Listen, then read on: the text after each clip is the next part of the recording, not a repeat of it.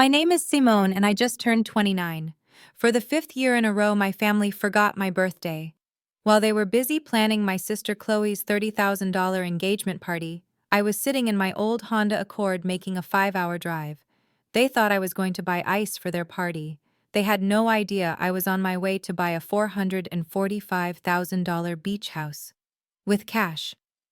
What I posted on Instagram later that day would tear their perfectly constructed world apart. Before I tell you what happened next, let me know in the comments where you are watching from. And hit that like and subscribe button if you have ever been the invisible one in your family. You will want to see how this ends. It all came to a head last Wednesday. It was my 29th birthday. I pulled up to my parents' house in Atlanta, the one I had grown up in, the one where I always felt like a guest. The smell of roasted chicken and simmering family tension hit me the second I walked in. My mother Brenda was at the kitchen island. She did not look up. Her eyes were glued to a glossy, expensive-looking hotel catalog. "Simone, you're here. Good. Go to the store and get more ice. Chad is coming for dinner, and we have important things to discuss." I stood there for a moment, my keys still in my hand. I had just driven 45 minutes from my apartment after an 8-hour workday. "I just got off work, Mom. And it's Wednesday. It's my birthday." My mother finally looked up and her face was a mask of pure annoyance. "Oh, for God's sake, Simone, this again? What is the difference between 29 and 30? It's just another birthday. Adults don't make a fuss about these things." She tapped the catalog with a perfectly manicured nail. "Look at this. We're picking a venue for your sister's engagement party. The St. Regis or the Four Seasons. Your father thinks we should do the St. Regis, but I think—" The sound of the side door opening cut her off. My sister Chloe floated into the room, followed by her fiancé Chad. Chloe, at 27, was the golden child, the one who had never worked a real day in her life, but somehow had a new Mercedes. Chad, her fiancé, was a smirking, low-level investment guy who looked at everyone like they were beneath him. Chloe, of course, glided right past me as if I were a piece of furniture. "Mom," she whined, "I told you 4 Seasons. The lighting there is so much better for photos. It's more aesthetic." "Chad, tell her." Chad kissed my mother's cheek, completely ignoring me. "Hi, Brenda. The Four Seasons is classic. It shows real class." My mother beamed at him, all thoughts of my birthday erased. "See, Marcus, Chad agrees." Chloe finally turned and seemed to notice me for the first time. She looked me up and down, taking in my simple work slacks and button-down shirt. "Oh, you're still here," she said, her voice dripping with condensation. "I thought you were busy, doing whatever it is you do on that little computer all day." I kept my voice perfectly flat. "It's my birthday, Chloe." Chloe let out a sharp, barking laugh. It was a sound I had hated my entire life. "Really? Wow, it's that time again. Congrats." She waved her hand toward the door. "Now can you please go get the ice? I don't want a warm cocktail. We're celebrating." I looked at my mother, waiting for her to say something. To say anything. She just smiled brightly at Chloe and handed her a glass of wine. My father Marcus walked in from the living room, wiping his hands on a towel. He saw the scene. He saw me standing by the door, and he saw Chloe and Chad laughing with my mother. "Simone," he said, his voice firm. "Listen to your mother. Go get the ice. This is a big day for your sister. Stop causing trouble." That was it. That was the final crack. Not one of them had said it. I looked at the 4 of them huddled together, laughing and pointing at pictures of ballrooms that cost $30,000 for a single night.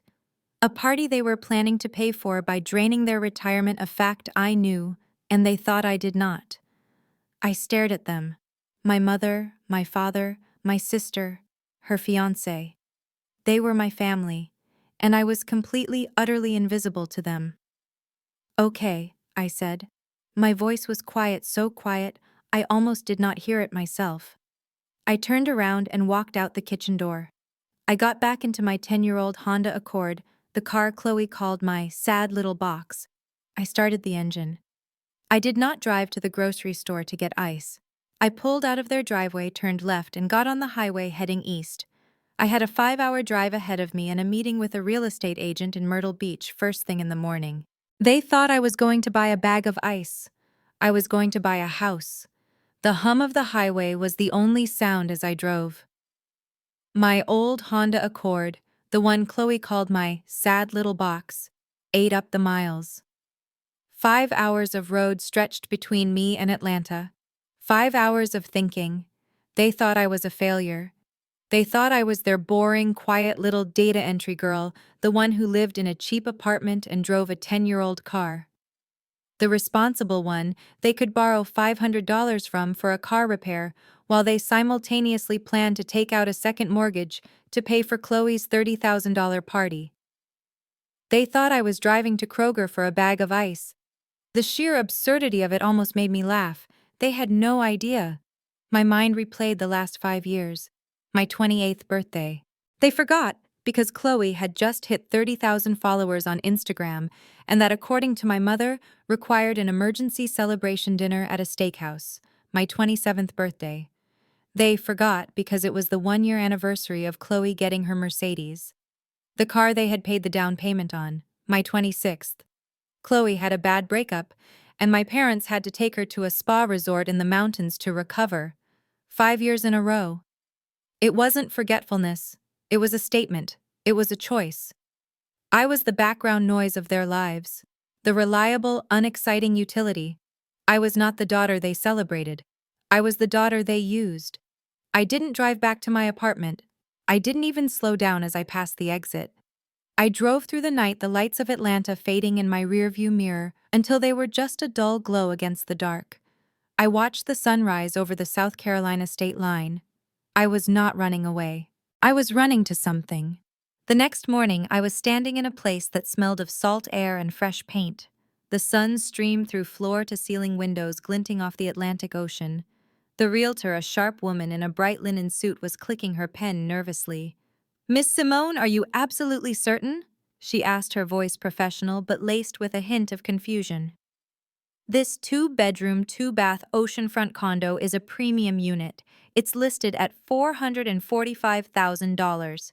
Now the bank has already pre-approved your mortgage application." I cut her off. I had been waiting to say these words.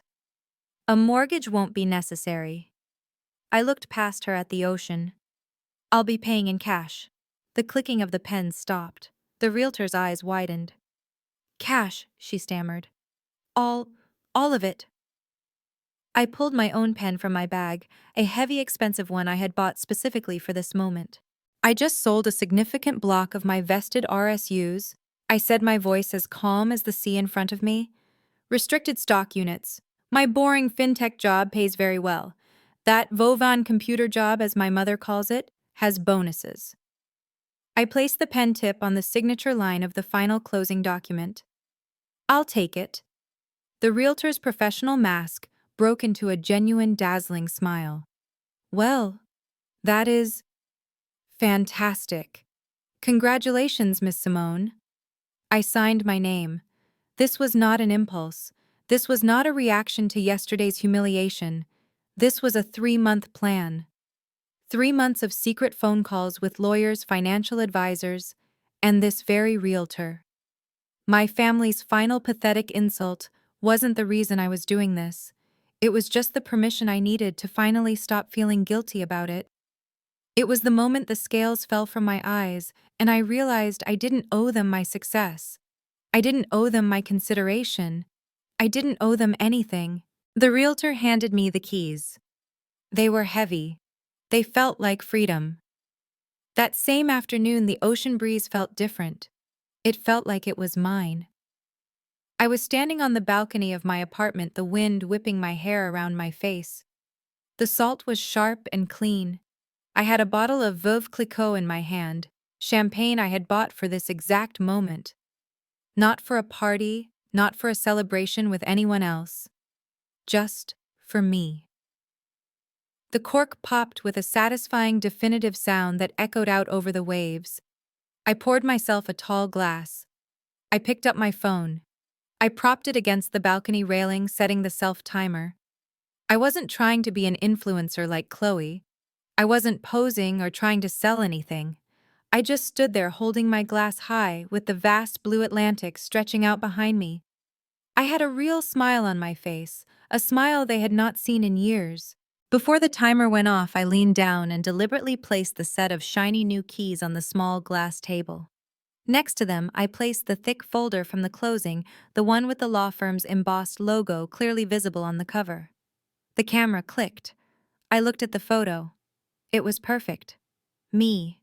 The champagne, the endless ocean. And the proof. The keys and the legal documents. Undeniable. I opened Instagram. My own account was quiet private, mostly pictures of hiking trails and books. But I knew. I knew Chloe checked it every day. I knew my mother checked it.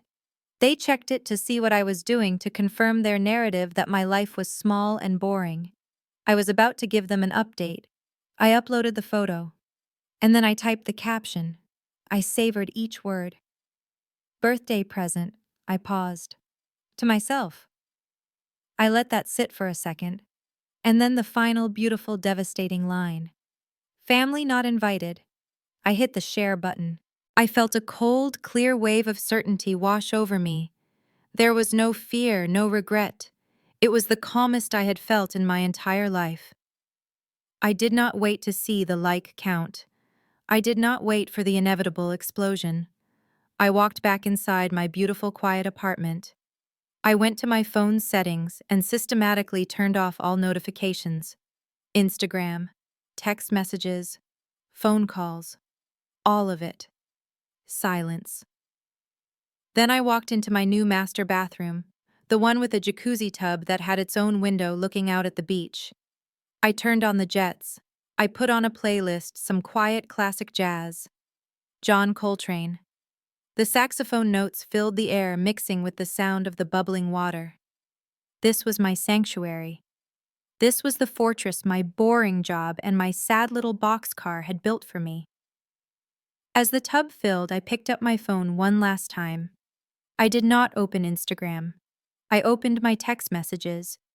I scrolled back past the unanswered happy birthday texts from my few real friends. I stopped at a message from my mother Brenda 3 weeks ago. Simone, your father's car needs a new transmission. It's $500. Can you help us out? You're so good with your money. $500. They had asked me for $500 while they were simultaneously researching $30,000 party venues.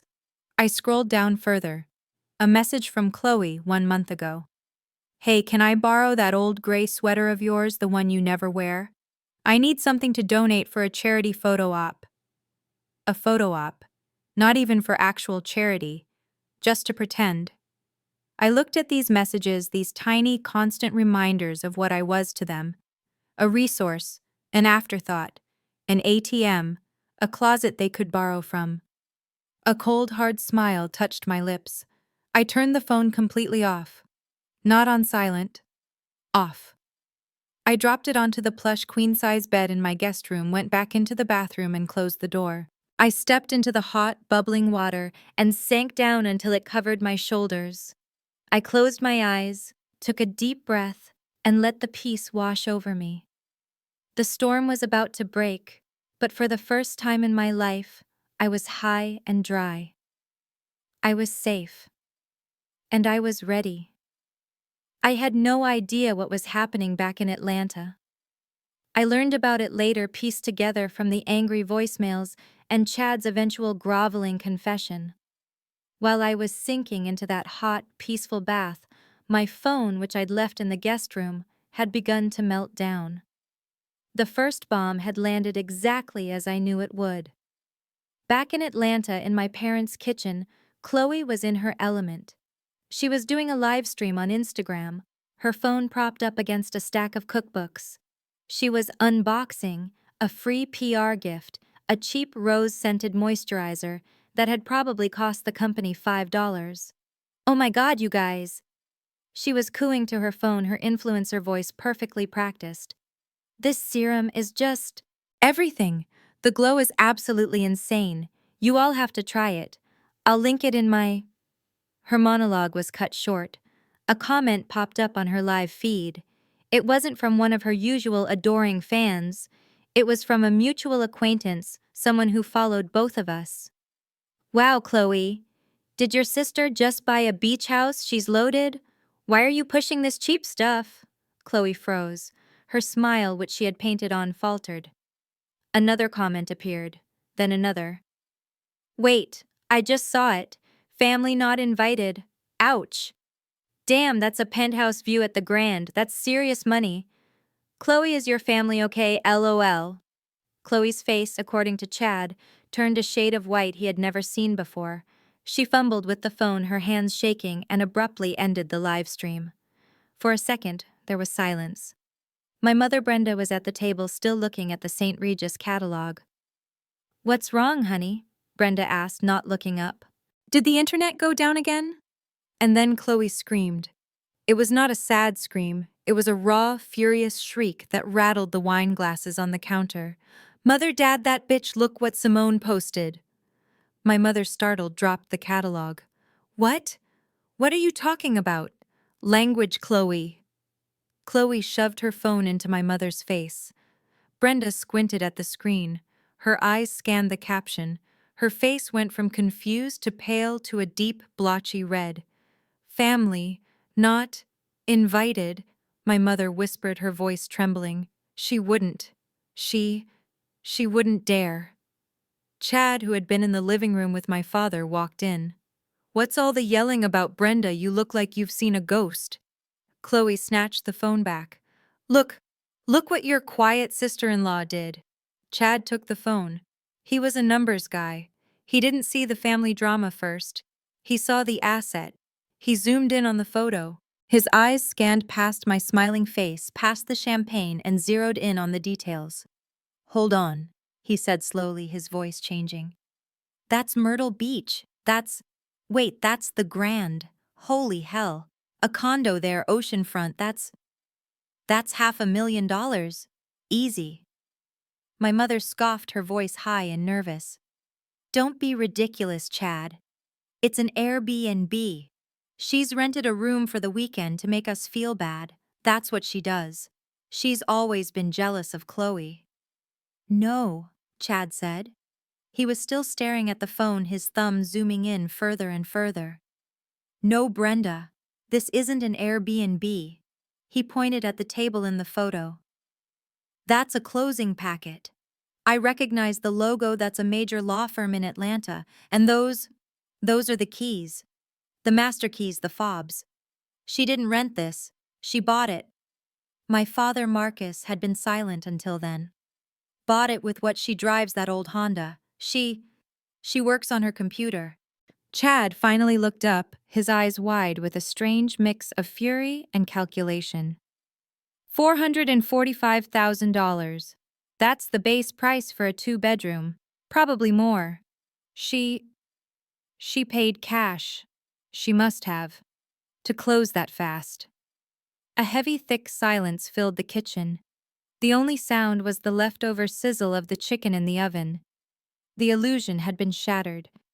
The quiet, unsuccessful daughter, the family ATM, the sad little box driver, had just dropped a $500,000 bomb on their entire narrative. The shock quickly curdled into pure rage. My mother was the first to speak, her voice a low hiss.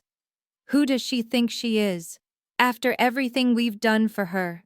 Hiding that much money, while her father just lost his job, while her sister, Chloe, was already dialing my number. She has to take this down, now. She is ruining my engagement. She's making us look like fools. The call went straight to voicemail because my phone was off. She tried again. Voicemail. She tried again.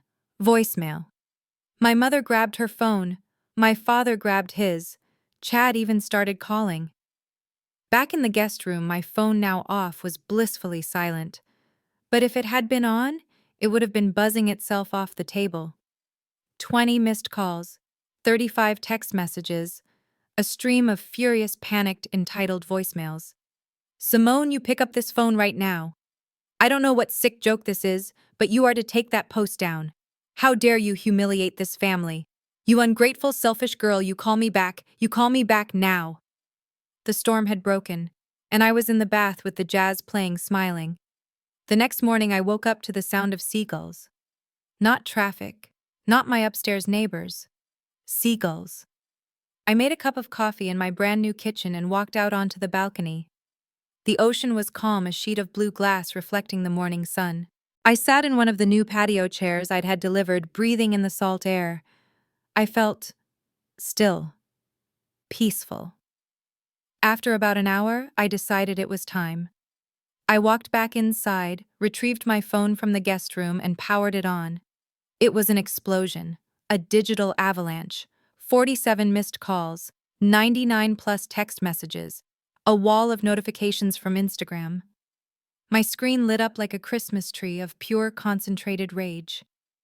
I smiled, went back to the balcony, and set my coffee cup down. I scrolled through the missed calls. Mother, mother, Chloe. Father, mother, Chloe, Chad. I decided to call my mother back. I pressed the number and put the phone on speaker, placing it on the small table in front of me. It didn't even ring once. She must have been holding the phone. Simone. The shriek was so loud it distorted the speaker. I had to pull my head back. What are you doing? What is the meaning of this? Who do you think you are, posting something like that? Family not invited. Are you trying to humiliate this family? I took a slow, deliberate sip of my coffee. The warmth spread through my chest. I looked out at the ocean. Good morning, Mother, I said, my voice perfectly level. I just posted a picture of my birthday present.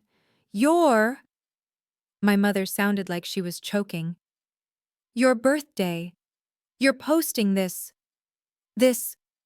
arrogance all over the internet because we forgot your birthday. You didn't forget, Mom, I said, still calm. Forgetting is an accident. You chose not to remember. For 5 years, I just chose to celebrate it this year, by myself. There was a sputtering sound on the other end. My calmness, my refusal to scream back, had completely thrown her off script. You, where did you get that kind of money? She hissed. That stupid little job playing on the computer? Did you borrow it? Did you get into trouble with loan sharks? Simone, I swear to God, if you've gotten into debt, do you have any idea what this family is? She stopped herself. She had almost said it. She had almost admitted that they were the ones in trouble. I've told you many times, Mom, I said as if explaining it to a child. I am a senior data analyst for a major fintech corporation. I don't play on the computer. I design data architecture. And as I said, I used my savings. It's called investing. It's called stock options. You should look it up. You ungrateful. You did this to humiliate me. Suddenly, a new voice shrieked so high-pitched it made me wince. Chloe. She must have ripped the phone from our mother's hand. Didn't you? You knew. You knew Chad and I were about to announce our engagement? You knew this was my time. You're just a jealous, pathetic, dried-up bitch. I picked up my coffee cup again. I swirled it, watching the steam rise. Hello, Chloe, I said. I'm having a hard time understanding the logic. How exactly does me buying myself a birthday present have anything to do with your engagement? Because everyone is texting me, she screamed. Her voice was cracking. All my friends, all my followers. They're asking me why my sister is suddenly a millionaire.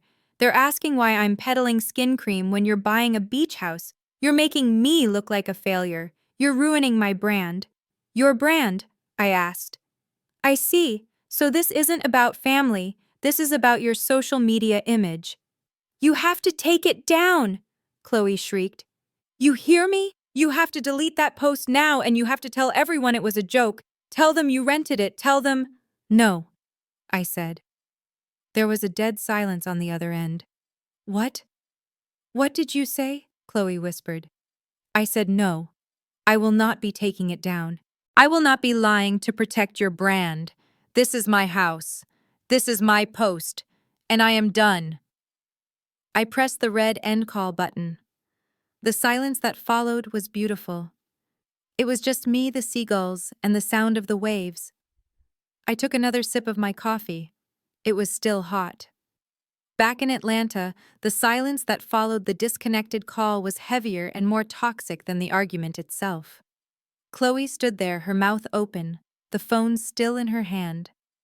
Brenda was trembling, her face a mask of such pure, undiluted rage that it was almost frightening. Marcus just looked confused, running a hand over his head. It was Chad who broke the silence. He wasn't yelling. He was calculating.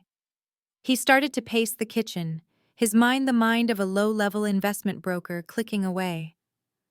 Unbelievable, he muttered almost to himself. Then louder to all of them. She was hiding it. All this time she was hiding it. He looked at Brenda and Marcus. A $450,000 condo, at minimum, and she paid cash. You heard her. Stock options. That means she didn't just have the purchase price. She had to have at least another 100, maybe 150,000 liquid to make a move like that without batting an eye. Brenda, Marcus, exactly how much does she make? My father. Marcus just shook his head, completely lost. I don't know. She said something about data, but she just drives that old Honda. She lives in that tiny apartment. How? Chad let out a short, harsh laugh. It's called stealth wealth, Marcus. The quiet ones are the ones you have to watch. She's been playing us, all of us. She's been sitting on a mountain of cash watching you all struggle. The word struggle was a trigger. It was the match that lit my mother's fuse. Her panic finally boiled over, but it didn't come out as fear. It came out as righteous fury. Struggle, she hissed, her eyes wide. Struggle, my God, Marcus. If she had that kind of money, if she was sitting on a mountain of cash, then why? Her voice rose to a screech. Why did she let us take out that second mortgage? Why did she let us risk this house? Our house, to pay for Chloe's debts. This was it, the truth that had been hiding behind the St. Regis catalog and the talk of $30,000 parties. Brenda turned on Marcus. Why wasn't she helping? She's the oldest. She's supposed to help. She let her sister run up those credit cards. She let her father get retired early and didn't offer a single dime. What kind of daughter is that? My father's confusion instantly hardened into anger. But his anger, as always, was pointed in the wrong direction. It wasn't at Chloe for her spending or at himself for his pride. It was at me. She's selfish, Marcus growled, slamming his fist on the counter. That's what this is. Pure, uncut selfishness. She knew I lost my job. She knew this family was on the line, and she went and bought a party house at the beach. Chad saw his opening. He stopped pacing and put his hands on both my mother's and my father's shoulders like a preacher calming his flock. Listen to me, he said, his voice now smooth and urgent. We cannot let that money just sit there. It's not right. This is family money. Chloe deserves her wedding. This family deserves to be taken care of. He looked directly at my father. Marcus, you are her father. You are the head of this house. You can't let her do this. You have to go down there and lay down the law. She has a responsibility to this family. That money belongs to all of you, not just her. My mother's eyes, which had been wild with panic, suddenly focused. They lit up with a new, dangerous idea. Chad is right, she said, her voice dropping to a conspiratorial whisper. He is absolutely right. She owes us. She owes her sister. She owes this family. Marcus, go get the keys. We're driving to Myrtle Beach, tonight. My father nodded, his face set in grim determination. We'll talk some sense into her. Chloe, who had been watching this all unfold with a pout, suddenly clapped her hands. Her tears and anger vanished, replaced by a bright, shallow excitement. A beach trip? Oh, perfect! She squealed, already pulling out her phone. I can finally wear my new string bikini. I needed a vacation anyway. And Chad, we can take so many pictures at her new place. My followers will love it. My father just grunted and went to find his car keys. My mother was already halfway up the stairs yelling about packing an overnight bag. They weren't going to visit. They were going to invade. I had just rolled up my yoga mat. The sun was high over the ocean, flooding my new living room with light. I felt centered, calm, and strong. I was pouring a glass of lemon water when the sound ripped through my peace. It was not a polite knock. It was a long, angry, impatient ringing of the doorbell over and over. My heart didn't pound. It just stopped. I put down my glass and walked slowly to the door. I did not want to open it. I wanted to pretend I was not there. But I knew this was coming. This was the other side of the war I had declared. I looked through the peephole. It was them. All four of them. My mother Brenda, my father Marcus, my sister Chloe, and her fiancé Chad. They were crowded around the doorway, looking wrinkled, tired, and furious. They had driven 5 hours through the night. The sight of them huddled together like a pack of angry wolves confirmed everything. I took a deep breath. I unlocked the deadbolt and opened the door. But I did not move. I stood firmly in the entryway, blocking their path. "What are you doing here?" My voice was cold. It surprised even me. My mother's face, already pinched with anger, contorted. "What are we—" "How dare you ask us that?" she shrieked, and she physically shoved me aside. She pushed me, her own daughter, stumbling back into my new foyer. "We are your family. We drove all night. You don't hang up on us. You don't—" She stopped mid-rant. Her eyes went wide. She was standing in the middle of my living room, staring. She took in the high-end furniture I'd had delivered, the 75-inch television, the floor-to-ceiling windows, and the endless million-dollar view of the ocean. Her jaw went slack. "My God!" She breathed, all the anger momentarily forgotten. This is nice." "Nice!" Chloe screamed, pushing past both me and my mother. She didn't even look at the furniture. Her eyes were locked on the balcony. "Oh my God, this view!" She sprinted, her heels clacking on the new hardwood floors, and burst through the sliding glass door. "Chad, look at this. This is perfect. This is 1,000 times better than the resort. The lighting is amazing." She was already pulling her phone out, tossing her hair back and arching her back in a practiced pose. "Chad, take my picture right now." My father was the last one in. He walked in heavily, carrying a duffel bag which he dropped on my new white area rug. He looked at me with the deep, profound disappointment he had perfected over the course of my life. "Simone," he said, his voice a low rumble, "you've caused a lot of trouble. A lot of trouble." They were all inside. They had invaded. My sanctuary was breached. And then the entitlement, the behavior that I had lived with my entire life, kicked in. They were not guests. In their minds, they were owners. My mother Brenda recovered from her shock. She marched straight past the kitchen, down the hall, and opened the door to my guest bedroom. "This one will be perfect for your father and me," she announced to no one in particular. "It has a good view of the side beach." Chloe, meanwhile, came back in from the balcony, unhappy that Chad was looking at the apartment's finishes instead of her. She strutted directly into the master bedroom. My bedroom. She tossed her Louis Vuitton knockoff bag onto my new king-size bed, right on the white comforter. "I'll take this room with Chad," she declared. She turned and looked at me, standing frozen by the door, and gave me that familiar dismissive smirk. "You can sleep on the sofa, Simone. You're used to it anyway." That was it. That single line. "You're used to it."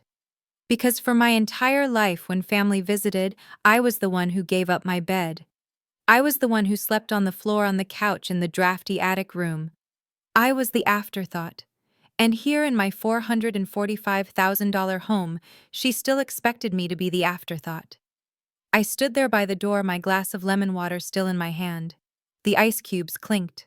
My face, which had been calm, felt like it was turning to stone. I looked at my mother, claiming my guest room. I looked at my sister making herself at home in my bed. I took a slow breath. What? I said, my voice dangerously quiet. Do you think you are doing? They had spread out in my living room like an occupying force. My father Marcus took the main armchair, the one I had picked out, and slouched in it, trying to look patriarchal. My mother Brenda was perched on the edge of the sofa, wringing her hands, her face a practiced mask of maternal concern. Chloe was sprawled on the other end of the couch, already on her phone, presumably texting all her friends that she was at my sister's beach house. And Chad. Chad was standing by the window, not looking at the view, but looking at me. He was silent, observing, calculating. I remained standing by the kitchen counter, my untouched glass of lemon water in my hand. I was not going to sit. I was not going to be comfortable. This was not a visit. It was a confrontation. My father cleared his throat. It was his family meeting sound. The sound that always came before a lecture, always directed at me. Simone. He began, his voice trying for a deep, commanding tone but just sounding tired. Your mother and I, we are very, very disappointed in you. I waited. I said nothing. My silence unnerved him. He was used to me flinching, apologizing, or just looking at the floor. You're the oldest, he continued, gaining a little steam. You're supposed to be the responsible one, and to find out that you've been hiding all this wealth, from your own family, while he looked at my mother, while we've been struggling. You didn't say a word. You didn't offer to help. You just ran off and bought this. He waved his hand dismissively at my beautiful new home. It's selfish, Simone. It's pure selfishness. I felt my eyebrows raise. The accusation was so familiar, it was almost comforting. Struggling, I asked, my voice as calm and clear as the glass in my hand. Is that what you call it? I looked at Chloe, who was still texting, oblivious. You were struggling last week when Chloe posted that new Gucci bag she splurged on. You were struggling last night when you were debating between the St. Regis and the Four Seasons for a $30,000 engagement party. My father's face turned red. He had no answer for logic. He just had emotions. That's different. It's for appearances. My mother suddenly shrieked, her mask of concern cracking, revealing the raw panic beneath. She stood up, her hands clasped in front of her. Don't you understand anything? We have to keep up appearances. People are watching us, watching Chloe. We can't let them think we're failing. And then the dam broke. The truth, the real ugly truth they had been hiding behind their expensive plans, came pouring out. Your father lost his job, she cried, and this time the tears looked real. They retired him, pushed him out, 2 months ago. We didn't know what to do. All our savings, our retirement. We've been using it to keep Chloe afloat, to pay for her brand, to pay for this wedding. We are drowning, Simone. The confession hung in the air. It was the first time they had admitted any of it to me. The panic in my mother's voice was real. The shame on my father's face was real. They were drowning. And here I was in my oceanfront lifeboat, and they were furious that I hadn't offered them a ride. I processed the information. Fired, drained retirement, drowning. I looked from my mother's tear-streaked face to my father's bowed head. I felt a familiar, tired ache. But it wasn't sympathy, it was just resignation. This was who they were. I took a sip of my water, and my mother stopped crying. She looked at me completely baffled. And, she whispered, what do you mean? And did you not hear me? We're in trouble. Your father. And Chloe's sharp voice cut through the entire room. She finally put her phone down, her face twisted in an ugly, impatient pout. She was done with the emotional drama. She was here for the transaction. And, she repeated, standing up and walking over to me, you have to help. That's what. That $30,000 party we can't, well, Mom and Dad can't pay for it anymore, obviously. She looked at me as if I were a particularly stupid child. So, she said, drawing the word out, since you went and selfishly spent all this money on this stupid apartment instead of helping your family when we needed you, you're just going to have to be the one to pay for my engagement party. She smiled a small, tight smile, as if she had just solved a simple math problem. It's $30,000. You obviously have it. It's the least you can do. The silence that fell on the room was absolute. It was so quiet, I could hear the faint sound of the waves from the balcony. My father and my mother. They weren't shocked. They weren't horrified by their daughter's demand. They were nodding. My mother was wiping her tears, a look of grim agreement on her face. My father was looking at me, his expression now expectant. This was it. This was the real reason they had driven 5 hours. I looked at Chloe. At her perfectly made up, perfectly entitled, perfectly heartless face. I looked at the three of them, a united front of desperation and greed. They had come to my home to present me with an invoice for my own neglect. I didn't feel anger, not yet. I just felt a strange, cold, bubbling sensation in my chest. It was almost laughter. The sheer, breathtaking audacity. It was almost funny. I started to laugh. It was not a small chuckle. It was a loud, full, unrestrained laugh, the kind that comes from deep in your belly. It was the laugh of someone who has just seen the punchline to the cruelest, most absurd joke in the world. I laughed. I laughed in my sister's stunned, entitled face. I laughed at my mother's tear-streaked, manipulative expression. I laughed at my father's pathetic, broken-down attempt at authority. The laughter cut through the tension in the room like a knife. They all just stared at me. This was not the reaction they had prepared for. They wanted tears, they wanted yelling, they wanted me to be weak. They did not know how to handle my joy. Chad, the calculating one, was the first to speak. His face was a mask of annoyance. "What's so funny?" he snapped. I finally managed to get my breath, wiping a tear from the corner of my eye. "What's funny?" I repeated, my voice still shaking with mirth. "What's funny is the audacity, the sheer breathtaking platinum-level nerve of all of you." I pointed a finger at Chloe. You waltz into my home after my family forgot my birthday for the 5th year in a row, and you present me with an invoice.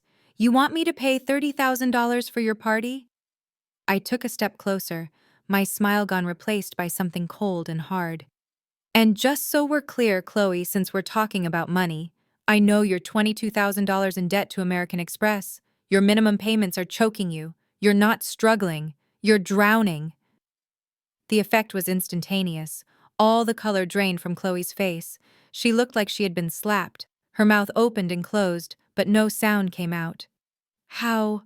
she finally whispered, her voice trembling. How did you know that—" Before I could answer, Chad turned on her. His face was not loving. It was furious. "What?" he hissed, his voice low and dangerous. 22,000. You told me you paid that off. You told me that was all handled." Chloe flinched. I was going to Chad.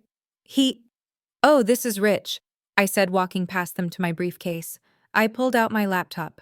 "You know, this whole time, my whole life, you've all treated me like I was the stupid one, the boring one, the sad little box girl who just clicks keys." I walked over to the 75-inch smart TV, the one my mother had been admiring, and pulled an HDMI cable from my bag. I plugged it into my laptop. "You all want to talk about money. You came into my house to talk about my money." My laptop screen flickered and then appeared massive on the wall. "Fine. Let's talk about money. Let's talk about all of it." My mother squinted. "What is this Simone Moore of your computer games?" "No, Mom," I said as I opened a file. "It's my job. I'm a senior data analyst.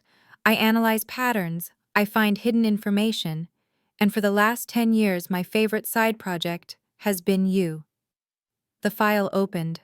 On the massive screen, a clean, professional, and absolutely devastating Excel spreadsheet filled the view. The title at the top was large and clear: Family Expense Analysis Last 10 Years. Brenda and Marcus just stared, uncomprehending. But Chad knew exactly what he was looking at. His face went pale. I started this. I explained, my voice as calm as a news anchor's back when I was in college. I just wanted to see where all the money went. It became a hobby. I clicked a tab. Let's start with 2015, shall we? A new section of the spreadsheet filled the screen. Item: Chloe's 21st birthday. Expense: all-inclusive trip to Las Vegas for Chloe and 5 friends. Cost $12,000. My mother gasped. We told you that was a bonus your father got. You did, I said, not looking at her. But I saw the bank transfer from your 401k hardship withdrawal. I clicked again.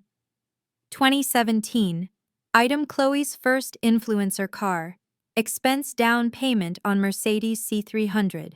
Cost $8,000. Chloe flushed. That was a gift. It was a loan, Chloe, I said.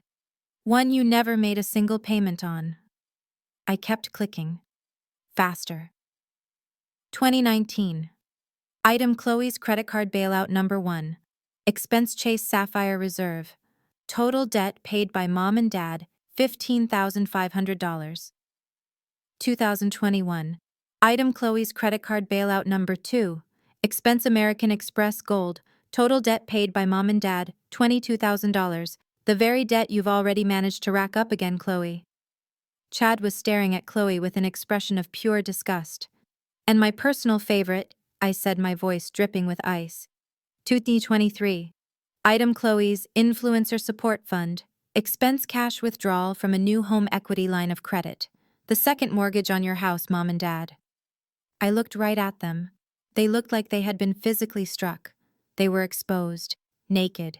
All their lies, all their sacrifices for their golden child laid bare on a 75-inch screen for everyone, including her new fiancé, to see. Total?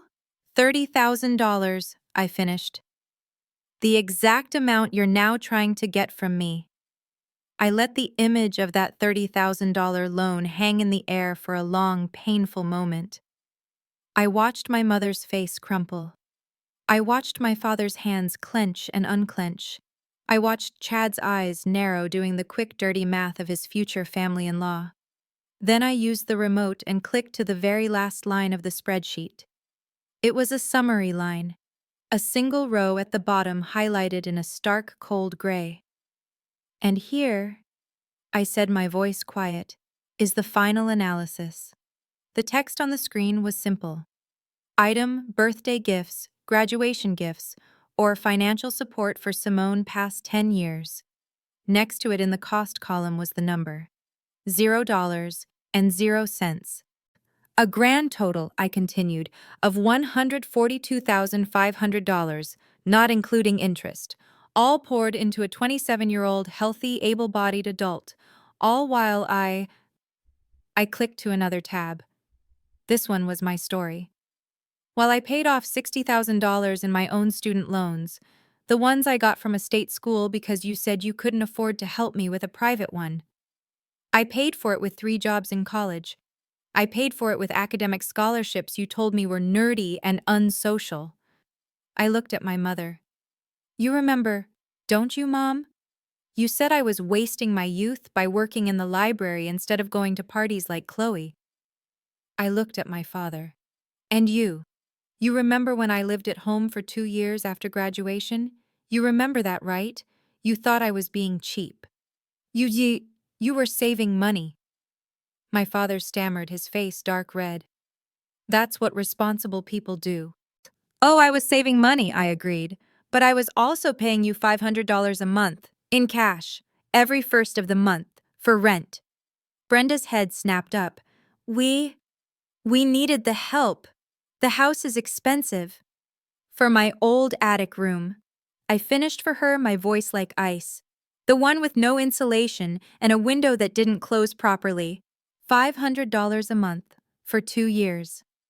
Do you know what's really funny about that, Dad?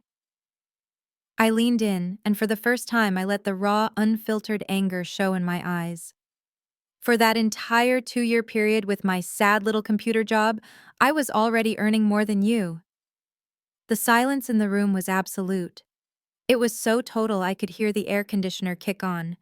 My father's shame, his pride, his entire identity as the provider of the house had just been shattered. You are lying, he whispered, his voice shaking. He wasn't yelling, he was broken. You're lying. You drove that piece of junk. He pointed out the window at my Honda. You bought your clothes at Target. You are lying. He was desperate. He needed me to be lying. Because if I was telling the truth, his entire world, his entire perception of his family was a fraud. Am I said. I clicked the remote again. The Excel sheet vanished. In its place, a PDF. A simple black and white document. My pay stub from 2 weeks ago. This, I said, is my last pay stub. I zoomed in. Last year's totals, here. You're a numbers man, Dad. You read it for me. He wouldn't look. He just stared at the floor. Fine, I said. I'll read it for you. I pointed at the screen. Base salary $160,000. Brenda let out a sound, a strangled sob. Chloe just looked blank, like the number was so big her brain couldn't even process it. And here, I said, pointing to the next line. Vested stock bonus, sold last month, the money I used to buy this apartment. I let them see the number, $42,000. I turned to them. Total compensation last year, $202,000. I let the number hang there, just like I had let the spreadsheet hang there. I drive that Honda, I said, my voice soft now, because it is paid for. I drive it because I don't need a car to tell me what I'm worth. I bought my clothes at Target so I could own this building. I don't owe anyone, not the bank, not the credit card companies. I looked at all 4 of them one by one. My father broken. My mother crying. My sister in total shock. What about you? The room was silent, but I could see out of the corner of my eye the one person who wasn't shocked. Just calculating. Chad, the investment broker. His eyes were not on me. They were not on his sobbing fiancée. His eyes were glued to the $202,000 number on the screen. He was running the math. And in his face I saw the unmistakable dawning realization. He had hitched his wagon to the wrong sister. The truth was too much. The numbers on the screen were too clear, too cold, too final. Chloe faced with the irrefutable proof of her own failures, and my success did not crumble. She did not cry in shame. She ignited. She let out a scream that was pure animal rage.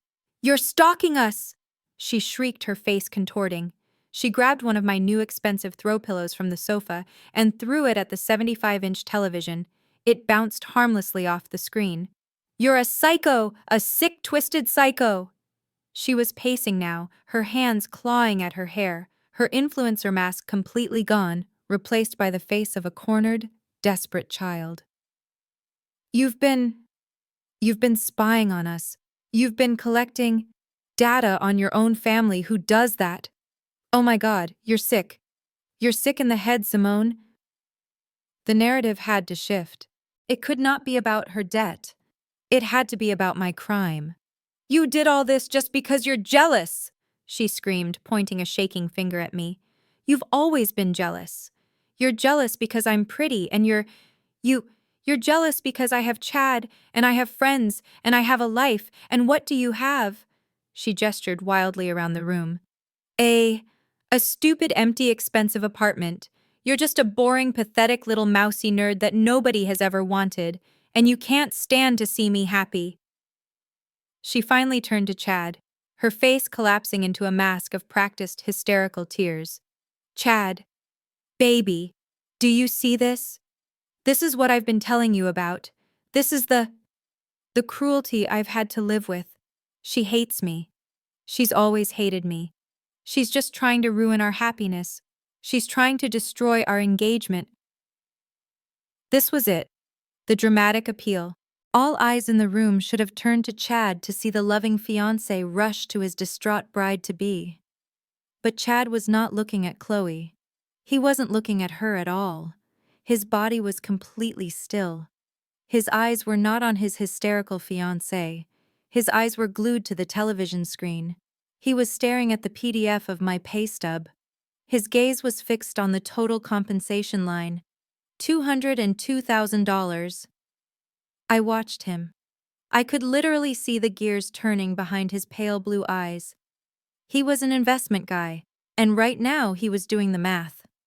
On one side of the ledger, his fiancée Chloe, $52,000 in active high-interest credit card debt. A credit score of 515. A brand that required a constant $30,000 cash infusion from her parents' failing retirement fund. And on the other side of the ledger, me, the boring, mousy nerd, a $445,000 asset paid in cash, no debt, and an annual renewable documented income of over $200,000. He had bet on the show pony, and he just realized the sad little box driver was the one who owned the entire stable. He did not move. He did not comfort Chloe. He simply slowly blinked. Then he straightened his tie. He smoothed the front of his shirt. He cleared his throat, and he turned to me. When he spoke, his voice was completely different. The arrogance was gone. The dismissal was gone. It was replaced by a silky, false, honey-sweet tone that made the hairs on my arms stand up. "Simone," he said, walking towards me, his hands raised in a gesture of peace. "Simone, listen. Let's all just take a breath. She's upset." He gestured vaguely at Chloe. We're all just a little emotional." He came closer. "We didn't know," he said, his voice dropping, becoming intimate. "We had no idea you were this successful. This is incredibly impressive. 200,000 a year plus options. That's serious. That's really, really impressive, Simone." He smiled, a new smile. A smile that tried to say, "You and I were the smart ones here. You see, with your financial discipline, your clear talent for numbers, and with my connections in the investment world." He was getting to the pitch. I cut him off. My voice was like a chip of ice. "What do you want, Chad?" He didn't miss a beat. The smile just got wider.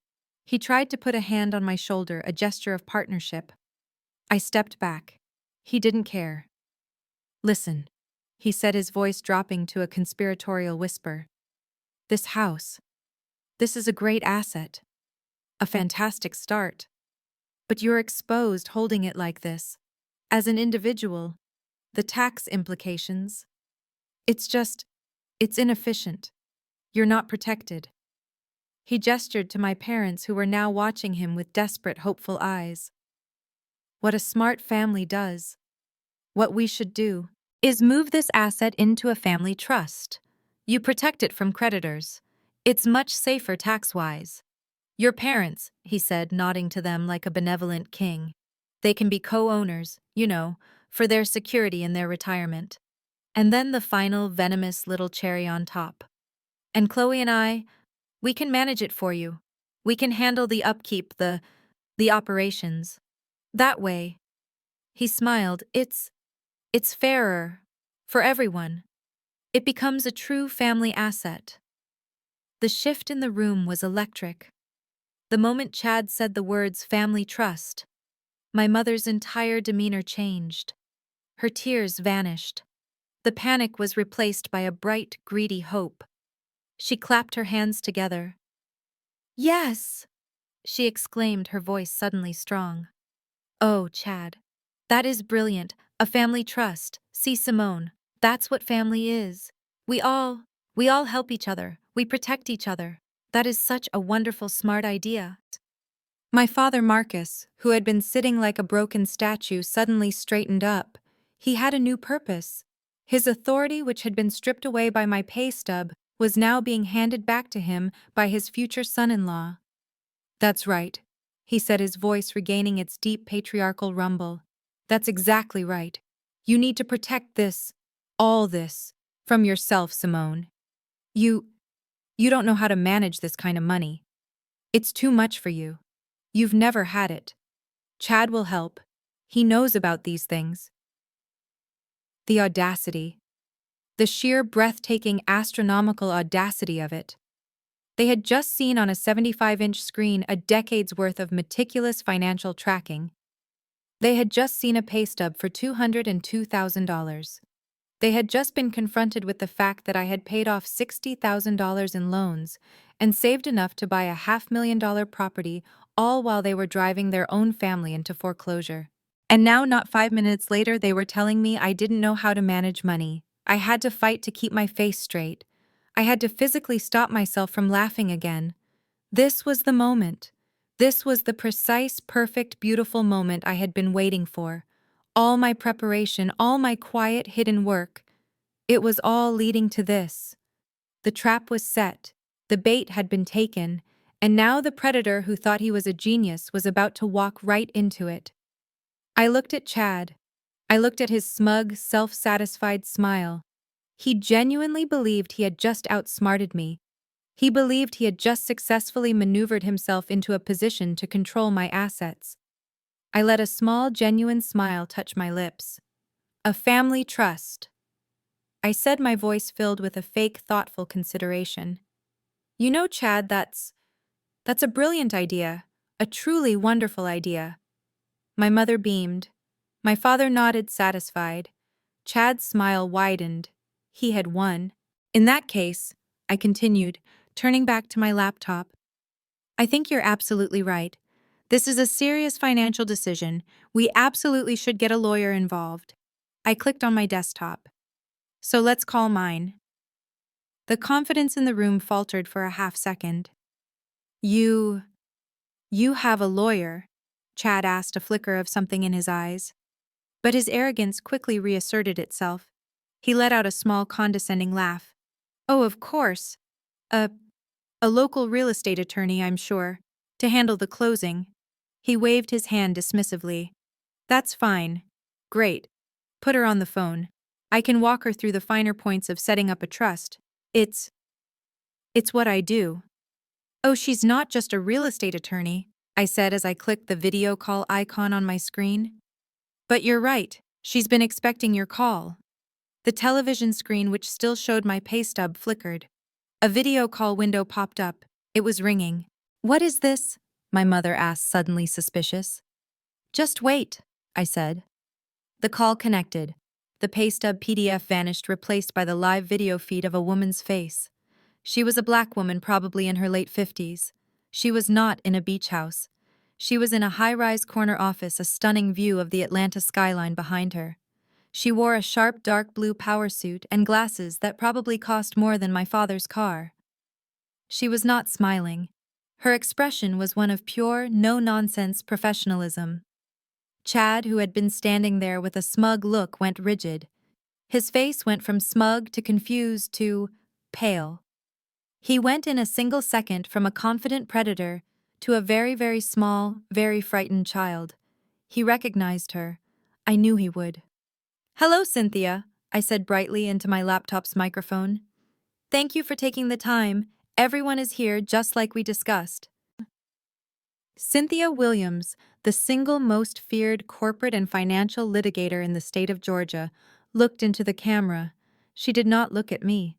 She looked somehow at all of them, her gaze sweeping the room. "So, I see," she said, her voice a deep, smooth, and utterly terrifying baritone. "Chad," I said, turning to him. His mouth was open. He was as white as a sheet. "This is Cynthia Williams, my attorney. You said you wanted to talk to her about— What was it, my inefficient assets, please? Go ahead. Walk her through it. It's what you do."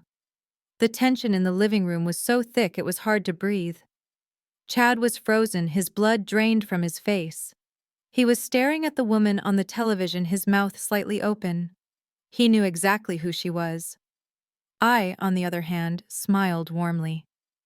"Good morning, Cynthia," I said, my voice bright and clear. "Thank you so much for joining us on such short notice. As you can see, my family is here. My mother, Brenda, my father, Marcus, and my sister, Chloe." I then gestured to the pale, trembling man by the window. "And this is Chad, Chloe's fiancé." The woman on the screen, Cynthia Williams, did not smile. Her gaze was sharp enough to cut glass. She gave a single curt nod. "Good morning, everyone," she said. Her voice was a deep, smooth baritone that commanded total authority. It was a voice that did not tolerate nonsense. "I am Cynthia Williams. I serve as Miss Simone's financial and corporate counsel." "Cynthia," I began, my tone one of polite inquiry. "We were just having the most fascinating discussion. Chad here made a wonderful suggestion.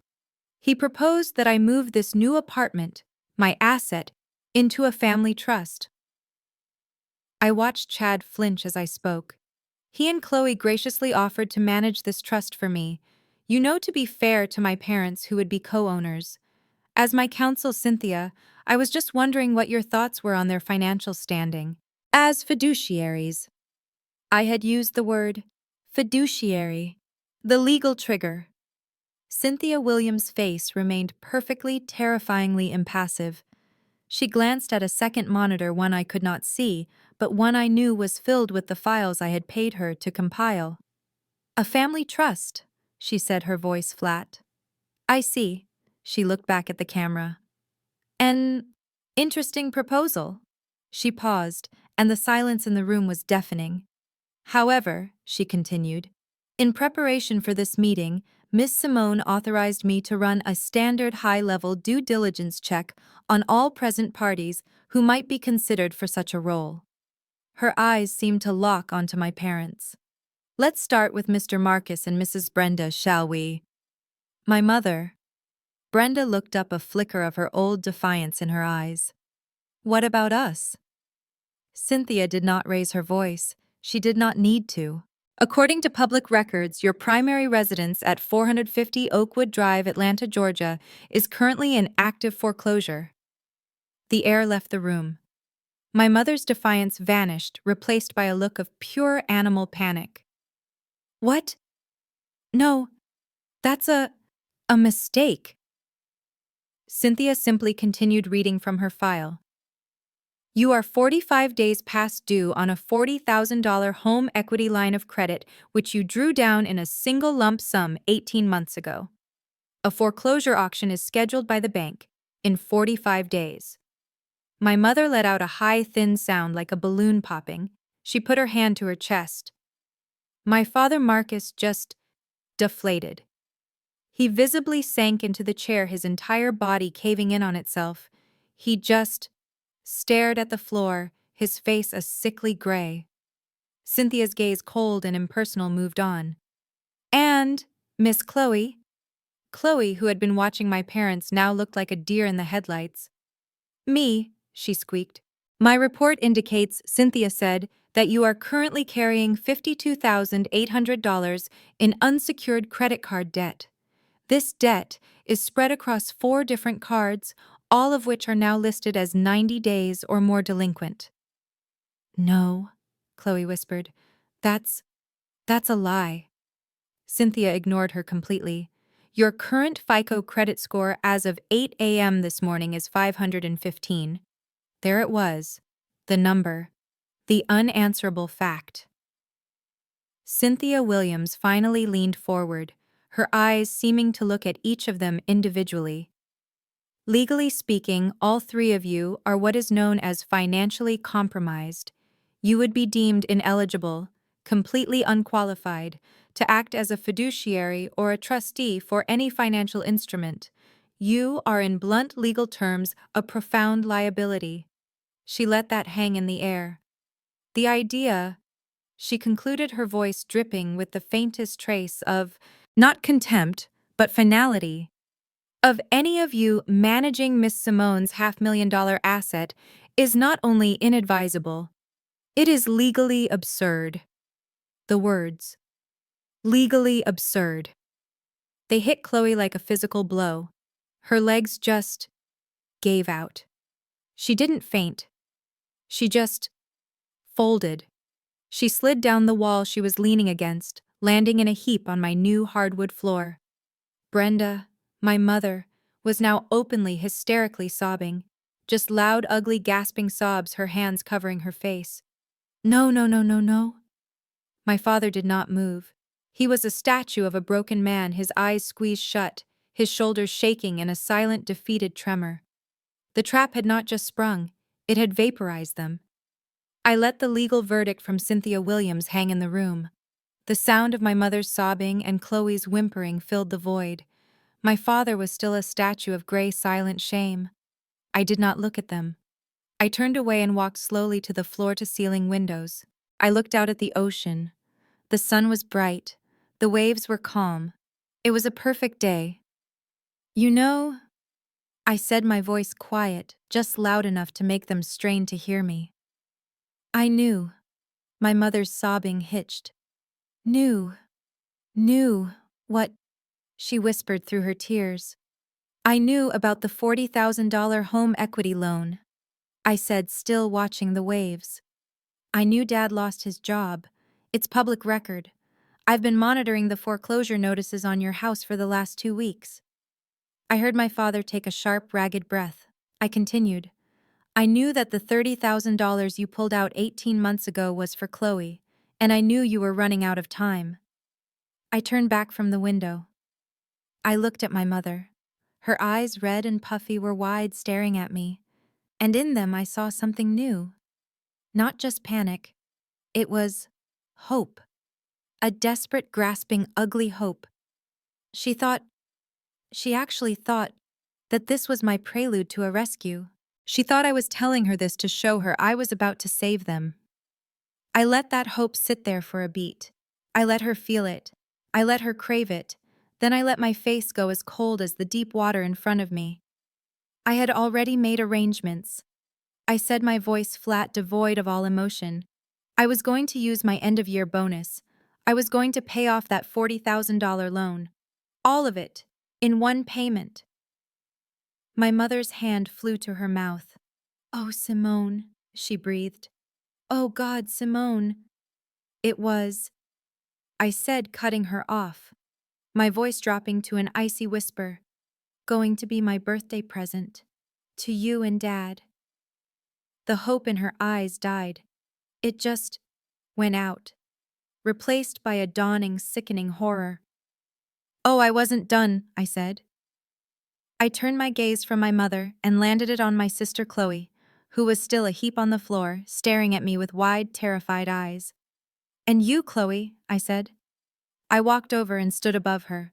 $52,800, a 515 credit score. She stammered. I knew about that too, I said. I've known for 6 months. I've been watching your interest accumulate. So I took the liberty of contacting a debt consolidation firm on your behalf. I had $52,800 sitting in an escrow account ready to be wired. I had already negotiated a pay-for-delete settlement with American Express and Chase. One single clean payment. To wipe your slate. To let you and Chad start your new life with 0 debt. Chloe was just staring. She couldn't process it. My mother and father were frozen. This was the moment. The final twist. They thought I was a victim they could bully. They thought I was an ATM they could strong-arm. They had no idea I wasn't a victim. I was the one holding every single one of their strings. I had been preparing to save them. I had been planning to give them the grace they had never ever given me. My voice was a low, final cutting blade. But then my birthday came. I let the words hang. Then my family forgot about me for the 5th year in a row. Then, instead of a phone call, I got a demand for ice. Then, after I bought my house with my money, you didn't drive 5 hours to apologize. You drove 5 hours to invade. You walked into my home, claimed my bedrooms, and demanded I give you $30,000 for a party. You came here to take from the one person who was actually planning to give. I looked at my mother's broken face. I looked at my father's shame. I looked at Chloe's utter disbelief. So no, I said. I will not be paying for your party, Chloe. And Mom, Dad, good luck with the foreclosure, the wire transfer from my escrow account. It was canceled at 9 a.m. this morning. I finally turned to Chad, the investment guru. He was still standing there, his face pale, his mind finally catching up. And you, Chad, I said, you wanted to manage my assets? You wanted to put my house in a trust that you could control. I let out a short, cold laugh. You can't even manage your own fiancé. You're engaged to a $52,000 liability with a credit score so low she can't even get a department store card.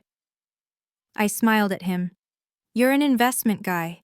You might want to pull her credit report before you sign that marriage license. Good luck getting a mortgage on anything, ever, with her. I watched his face. I watched the calculation turn to pure, unadulterated disgust. He looked down at Chloe, who was on the floor, her hands outstretched, pleading. Chad, baby, she's lying. He didn't even flinch. He just looked at her, like she was something he had stepped in. He had finally truly seen the bad investment he had made. I disconnected the video call. Cynthia Williams's face vanished, and the television screen went black, reflecting the ruined, shattered people in my living room. For a moment, the only sound was my mother's ragged, hysterical sobbing.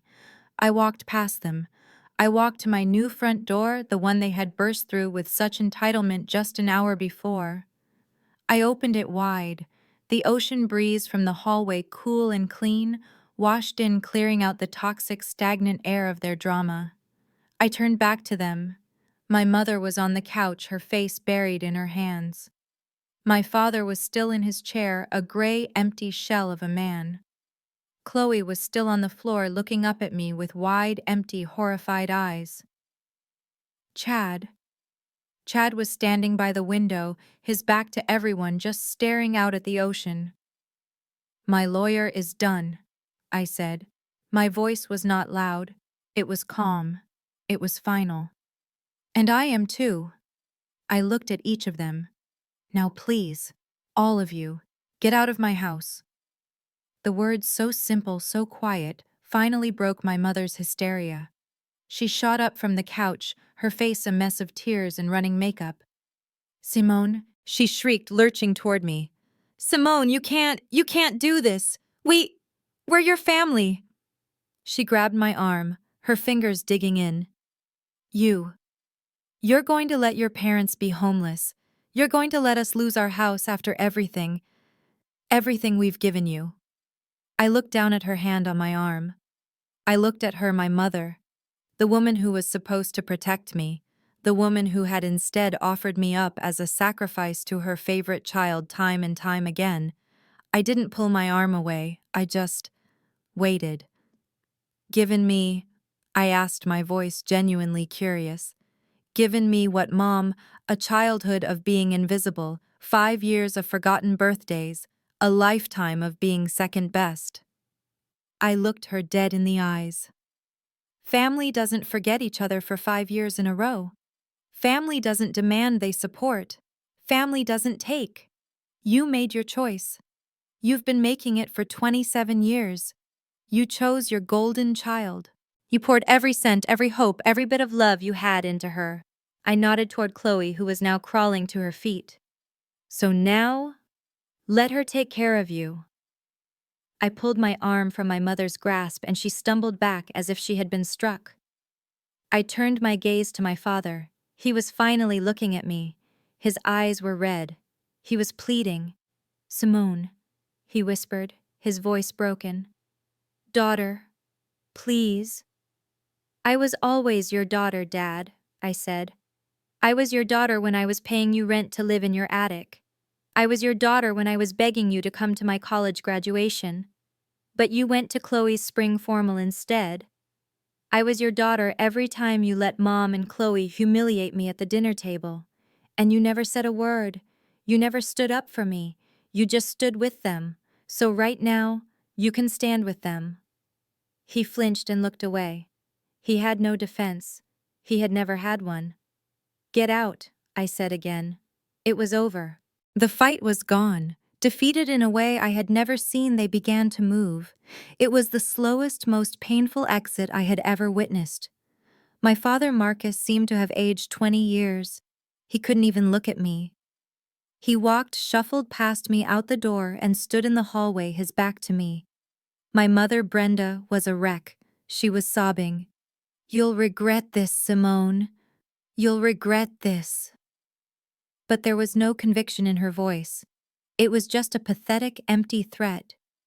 She stumbled out after my father. Chloe was last. She was still in shock, her face white and blotchy. She was walking like a zombie. As she passed Chad, who was still by the window, she reached out a trembling hand. "Chad," she whispered. "Baby, let's go. Let's get out of here. She's a monster." Chad didn't move for a second. Then he turned. He didn't look at her with love. He didn't look at her with pity. He looked at her with a cold, pure, calculated disgust. Chloe tried to grab his arm. "Chad?" He ripped his arm away from her touch as if her skin was toxic. "Don't touch me!" he hissed, his voice venomous. "Don't you ever touch me!" "What? What are you talking about?" she whimpered, her world collapsing. "You lied to me," he said, his voice low and shaking with rage. $52,000. A 515 credit score. Do you know what that does to me? To my credit, to our future? He laughed, a short, ugly sound. "You're not a brand. You're a fraud. You're a $50,000 liability." "No!" she cried, grabbing for him again. "No, Chad, I love you. We can fix it. She can fix it. Tell her baby, we can—" Chad just pushed her away. He straightened his jacket. He looked past her. At me. He looked at me standing by the door of my $500,000 apartment with my $200,000 a year job. And in his eyes I saw it all. The regret, the fury, the dawning, sickening realization that he had bet everything on the wrong sister. "I'm done here," he said, not to Chloe, but to me. Then he turned, adjusted his cuffs, and walked straight out the door. He walked past my sobbing, broken parents.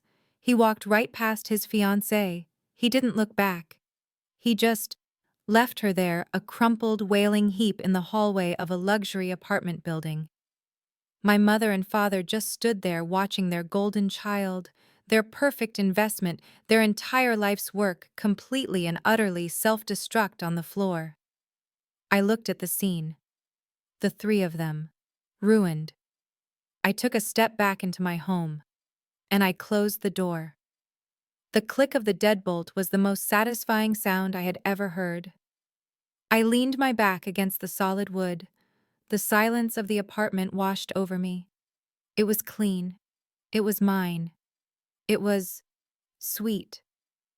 For a long time after, there was only silence. The chaos was gone. The yelling, the crying, the accusations. It had all been pushed out into the hallway, and then finally, it was gone. I could hear the faint sound of the elevator bell dinging in the distance, carrying them away. I stood with my back against the door for a full 5 minutes, just breathing. I was breathing in the air of my own home. It smelled like sea salt and new paint. It smelled clean. The adrenaline began to fade, and it didn't leave me tired or shaky. It left me feeling light. It left me feeling done. I walked through the quiet living room, straightening the pillow Chloe had thrown. I picked up my lemon water, which was warm now, and poured it down the sink. I went to the refrigerator and took out the bottle of Veuve Clicquot. There was still half a bottle left. I poured a fresh, full glass, the bubbles fizzing cheerfully. I walked out onto the balcony. The sun was beginning to set. The sky over the Atlantic was on fire, a spectacular, impossible blaze of orange and deep purple and fiery gold. It was the most beautiful sunset I had ever seen.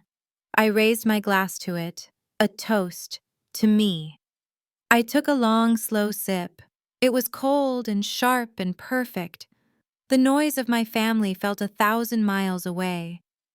The drama, the foreclosure, Chad's disgust, Chloe's collapse.